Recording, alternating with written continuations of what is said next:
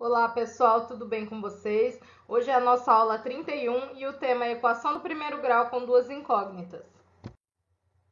Nós já vimos anteriormente a equação do primeiro grau, porém com uma incógnita só. Primeiro, só para a gente relembrar, primeiro grau por quê? Porque a incógnita, né, o x, o y, o a variável que eu tiver aí, ela está elevada a 1. Não é x ao quadrado, por exemplo, como vocês vão ver nos próximos anos, equação do segundo grau. Então, do primeiro grau, porque a minha incógnita está elevada a 1.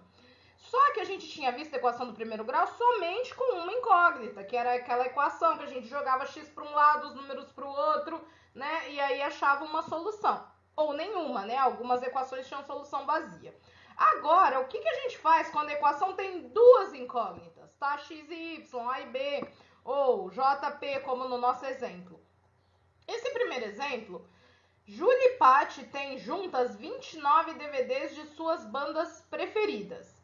Chamando de J o total de DVDs de Júlia e de P o total de DVDs de Paty, escreva a equação que representa o total de DVDs que elas têm juntas. Então, nós temos uma equação do primeiro grau com duas incógnitas. Eu desconheço o número de DVDs que Júlia tem e eu também desconheço o número de DVDs que a Paty tem, tá? Então, são dois números desconhecidos, duas incógnitas, que a gente chamou de J e de P, tá? Eu posso dar qualquer nome com qualquer letrinha do alfabeto. Como que a gente representa isso em equação? Como que a gente pega o problema e equaciona? O que eu sei? Júlia e Paty têm juntas 29 DVDs. Significa que se eu somar o número de DVDs de Júlia mais o número de DVDs de Paty, J mais P é igual a 29. Essa é uma equação do primeiro grau com duas incógnitas, tá? Aparentemente, olhando assim para ela pode ter várias soluções. Por exemplo, a Júlia pode ter um DVD só e a Paty 28. A Júlia pode ter 10 e a Paty 19. A Júlia pode ter 9 e a Paty 20. A Júlia pode ter 14 e a Paty 15, tá? Então tem várias soluções para esse problema, tá? A gente só pode ter certeza de quantos DVDs a outra tem se souber quantos. Por exemplo, eu só posso ter certeza de quantos DVDs a Paty tem se eu já souber quanto a Júlia tem. Mas só eu falar Júlia mais Paty igual a 29 tem várias soluções, tá? Então, apenas com esses dados, não é possível determinar o número de DVDs que cada uma delas possui. Mas se eu falar para vocês, suponha que Paty tem 13 DVDs. Se eu garantir para vocês que a Paty tem 13 DVDs, aí sim, como eu sei que a soma tem que dar 29, aí eu vou saber certinho quantos DVDs a Júlia tem. Então, eu vou substituir aqui na minha equação. Júlia mais a Paty, que é 13, igual a 29. Esse 13 é positivo, passa para o segundo membro negativo. 29 menos 13, então J é igual a 16. Como eu já tinha a informação de que a Paty tem 13 DVDs, então eu posso falar com certeza que a Júlia tem 16. E aí a minha única solução fica 16, 13. J 16, P igual a 13, tá? Aqui no caso eu achei uma única solução porque eu tinha uma informação anterior. Agora, se eu não tivesse informação, esse problema tem várias soluções. Vamos ver mais um exemplo. Suponha que alguém jogue uma moeda 5 vezes. A gente sabe que se a gente jogar moeda, a gente tem duas opções. Ou sai cara ou sai coroa. Não tem outra opção, tá? A pessoa jogou a moeda 5 vezes. Eu não sei quantas caras saíram, não sei quantas coroas saíram.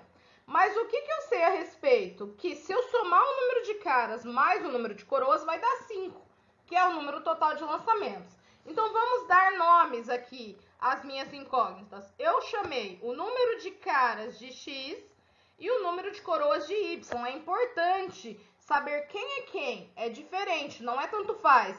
Ah, eu tenho que estabelecer quem é cara, quem é coroa, tá? Então, eu chamei X de cara, Y de coroa. E eu sei que a soma dos dois dá 5, que é o total de lançamento.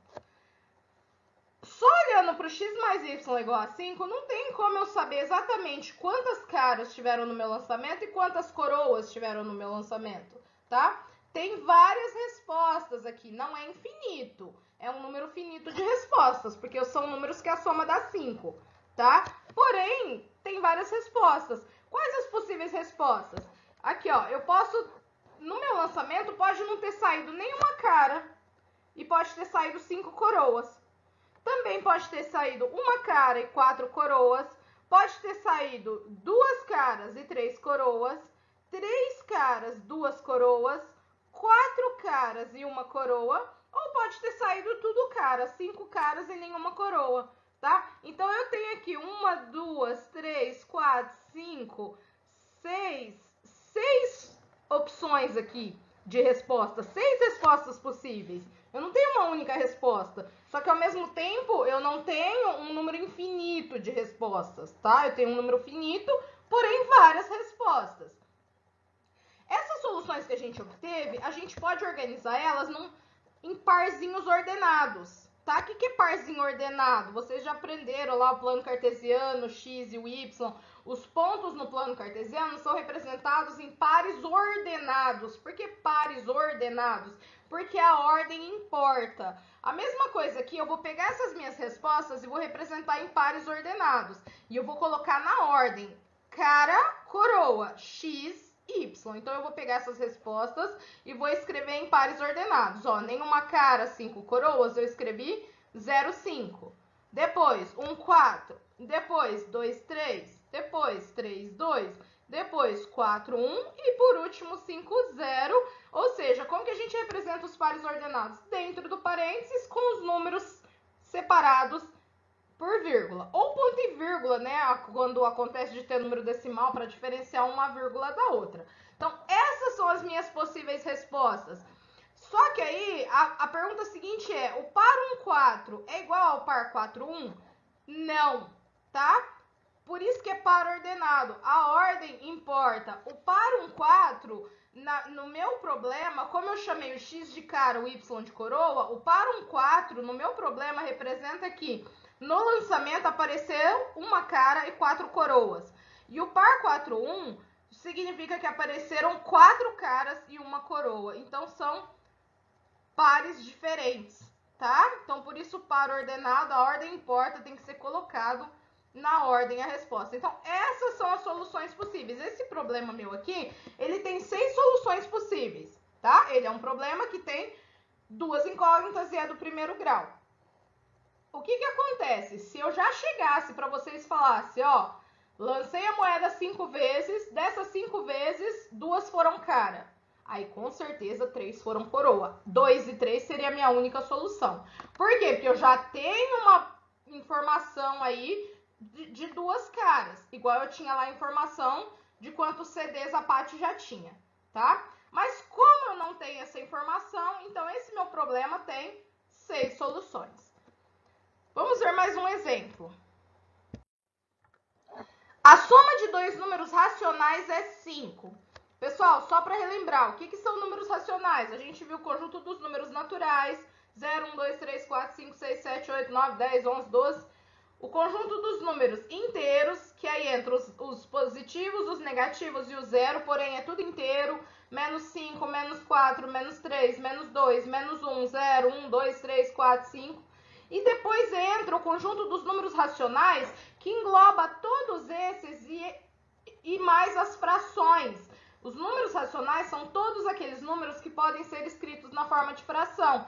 Vai entrar número decimal, vai entrar fração, tá? Vai entrar positivo, vai entrar negativo, inclusive os números inteiros. Porque o número 5, por exemplo, eu consigo escrever ele como 25 sobre 5, ou como 5 sobre 1. Isso aqui é só uma retomada aí de conceitos que vocês já viram anteriormente, tá? Então, 2 números racionais, vai entrar fração, vai entrar decimal, vai entrar em positivo, negativo, inteiro, zero, tá? Tudo tá englobado aí. Soma de 2 números racionais é 5. Como que eu escrevo uma equação para representar isso? Bom, eu posso dar os nomes que eu quiser para esses números, A e B, X e Y, C e D, P e Q, posso dar os nomes que eu quiser, tá? E eu vou escrever que A mais B igual a 5. Só Só que, o que acontece? Qual que é a diferença desse problema com o do lançamento de cara e coroa? Lá no lançamento de cara e coroa, eu tinha um número finito de respostas. Eu só tinha aqueles pares ordenados como respostas e mais nenhum, tá? 0, 5, 1, 1, 4, 2, 3, 3, 2, 4, 1 e 5, 0. Acabou, não tinha mais resposta além daquela. Nesse caso aqui, a soma de dois números racionais é 5, eu tenho infinitas respostas.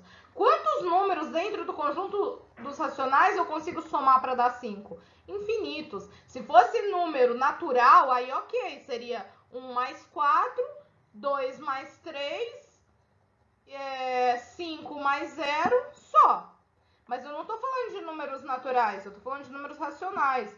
Pode ser aqui, ó, meio e 4,5. Pode ser menos 2 e 7. Pode ser raiz de 4 e raiz de 9, né? Porque raiz de 4 é 2, raiz de 9 é 3.